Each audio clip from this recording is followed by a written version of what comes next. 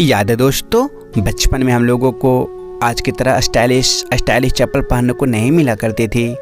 उस समय बस ऐसा ही चप्पल पहना करते थे और अगर खेलते खेलते जब ये गंदी हो जाती थी तो नहाते समय हम लोग पहले इसे साबुन से अच्छी तरह साफ़ कर लिया करते थे और कहीं ये भूल न जाए इसलिए इस पर हमेशा निशान लगा दिया करते थे। और पता है दोस्तों, उन दिनों गांव के लोग अपने घर में रखे बर्तनों को कील के माध्यम से ऐसे ही नाम लिख दिया करते थे ताकि बर्तन भूले नहीं, क्योंकि उन दिनों लोग परिवार जैसा रहा करते थे। जब किसी के घर में शादी या ब्याह होती तो बर्तन मांग कर दूसरे घर ले जाया करते थे। आज 5G का ज़माना आ गया है दोस्तों, लोग जो मन चाहे एक क्लिक में देख लिया करते हैं, लेकिन 90s में हम लोग कुछ भी देखने के लिए कितना संघर्ष किया करते थे। संडे को जब रामायण आती थी तो गांव के सारे बच्चे और बूढ़े लोग एक जगह जमा हो जाते थे। अगर टीवी में मच्छर आ जाए तो छप्पर पर चढ़कर ऐसे एंटीना को घुमाना पड़ता था। जो ऊपर रहता वो दूसरों को बोलता था आया क्या, तो दूसरा बोलता और थोड़ा घुमाओ। अगर पूरी तरह पिक्चर साफ आ जाती तो लोग तालियां बजाने लगते थे। वो दौर बहुत याद आते हैं दोस्तों। और साथ में उन दिनों गाने सुनने के लिए भी तरह जाया करते थे। अगर घर में कोई डेक या टेप रिकॉर्डर होती भी थी तो बहुत मुश्किल से गाने सुना करते थे। ज़्यादा कैसेट नहीं होने के कारण एक ही गाने को बार बार सुनना पड़ता था और अगर चलते चलते अचानक कैसेट की रील इस टेप में फंस जाया करती थी तो फिर उसे खोलकर बॉन्डफिक्स से हम लोग जोड़ा करते थे। और याद है दोस्तों, जब उन दिनों खेतों में सिंचाई डीजल से हुआ करती थी और उस समय अगर हम लोग खेतों तरफ रहा करते थे तो नहाने तथा पानी पीने की कोई टेंशन ही नहीं रहा करता था। जहां पाइप में पानी लीकेज होती रहती वहीं मुंह लगाकर पी लिया करते थे। आप लोग को पता ही है दोस्तों कि आज के समय में सारे चीज़ स्मार्ट बन गई है, जैसे smartphone, smart TV, smart watch, यहाँ तक कि बच्चों को पढ़ने के लिए स्मार्ट बोर्ड तक आ गए हैं जिसमें बच्चों को अच्छी तरह नॉलेज दी जाती है, वो भी पिक्स और वीडियो दिखा कर, और बच्चों को आसानी से भी समझ में आ जाता है।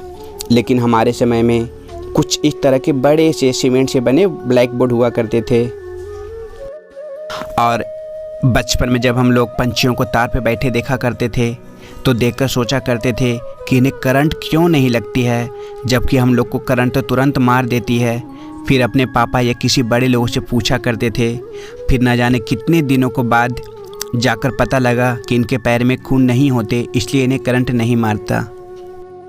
अगर आप ये सब लाइटें देखी हो दोस्तों तो आप दुनिया के सबसे लकी इंसान हो, क्योंकि वह दौर किसी जन्नत से कम नहीं थी। गरीब लोग भले ही हुआ करते थे लेकिन अपनी ज़िंदगी बहुत ही सुकून से जिया करते थे। ये लाइटें हर दिन नहीं जलती थी। जब किसी के घर में शादी या ब्याह होती थी या बड़े बड़े प्रोग्राम तब इसका प्रयोग में लाया जाता था, लेकिन इसमें बहुत सारी दिक्कतें आती थी। जैसे थोड़ी ज़्यादा हवा चलने पर ये बुझ जाया करता था और ज़्यादा हिलने पर इसकी मिंटन में फूट जाती थी और बार बार इसमें हवा भरना पड़ता था। और याद है, उन दिनों सभी के घरों में टॉर्च या रेडियो ज़रूर हुआ करती थी जिसके अंदर कुछ इस तरह के बैटरी लगे होते थे। और उन दिनों निप्पो और एवरेडी की बैटरी बाज़ारों में बहुत चलती थी। जब ये बैटरी पूरी तरह से डाउन हो जाया करती थी तब हम लोग इसे निकाल कर खेला करते थे। और अगर पापा नई नई बैटरी लाते थे तब इसके मुंह पर एक पीली जैसी चीज़ लगी होती थी जिसे हम लोग अपने मुंह से तोड़ा करते थे। और 90 के दशक के आसपास जितने भी सारे बच्चे थे वे ऐसे बॉल से ज़रूर खेले होंगे। उस समय ये सारी बॉल ज़्यादा महंगी भी नहीं आती थी।